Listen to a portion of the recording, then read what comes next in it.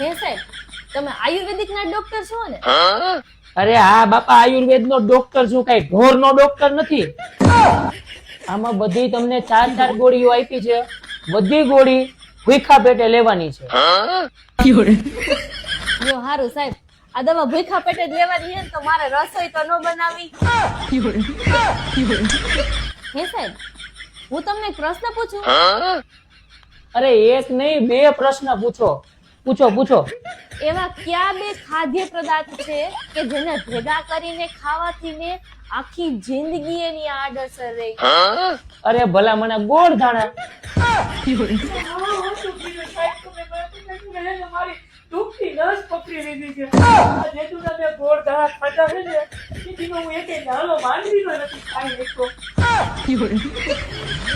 શું બોલ્યા?